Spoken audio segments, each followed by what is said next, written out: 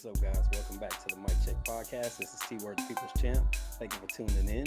Today, we're going to continue our series of Stars and Champions of Tomorrow, and we're going to be focusing on Frank the Ghost Martin.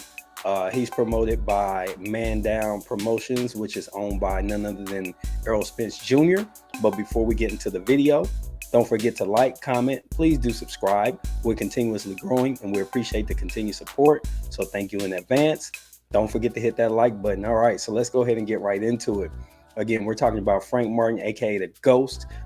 This is a fairly young. He's a 28-year-old fighter out of Indianapolis, who's now fighting out of Texas. He's trained by none other than 2022 Trainer of the Year, Derek James, and he's in the stable with Errol Spence Jr.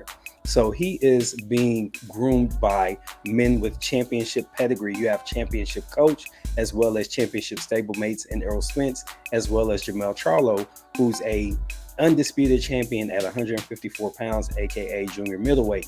That being said, Martin has shown that he is talented and he has the skills to pay the bills. And we're going to talk about that today, starting with his professional record, which is 17-0 with 12 knockouts. In his last two fights, he was successful, beating Jackson Marinez late in the fight. I believe it was a 10-rounder, and he beat him in the 10th with a stoppage. They call it a TKO. He caught him slipping late. He had some struggles early on. Marinez was a late replacement. However, Martin was able to find the magic formula and go ahead and take him out late in the fight. He didn't look his best, but he came back in his next fight against another undefeated fighter who was 21-0 in Michelle Rivera, and Frank Martin did his thing. He basically swept him throughout the fight. It would have been fair to have him up 12-0 on the scorecards if anybody chose to, but instead, I think they gave Rivera 2 rounds. So it ended up like 10-2. That being said, it was an exciting fight for the Martin side of things. You saw him clean up some of the issues he had against Marinez. He didn't get hit unnecessarily. He used his elite footwork very well. I mean, this guy has a hot pivot that will blow your mind. And it's just something to be interested in going forward. Frank Martin first came on my radar a couple years ago. I'm going to go over some of his recent fight history. He's fought some successful people. 2021, he had a fight against Jerry Perez. This was a 13-0 fighter. He followed that up against Kazuski, who had a 30-5 record. So this was a seasoned veteran. He was able to beat him by unanimous decision. Next up, Romero Duno, who's a 24-2 fighter, beat him by TKO in the 4th of 10 rounds. So that just tells you right there, this guy has a pedigree to be the man at 135 pounds if he can overcome some of the things that are going to give him trouble, which it seems like taller fighters who have a really good jab can give him some trouble. Guys like, if he's still there, Devin Haney, somebody like Shakur Stevenson might give him some trouble. Now, conversely, somebody like Tank Davis, I think, is a really good matchup. And the only question would be if Frank's chin can hold up to Tank Davis's power.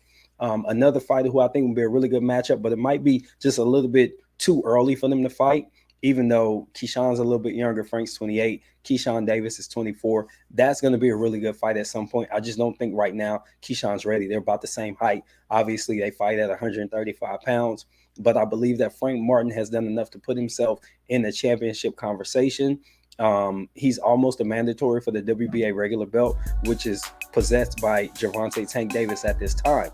So when you think about all the stars aligning for this fighter, I'm tempted to say young fighter because he's a lot younger than me. But in boxing at 28, it's about time for him to become a champion.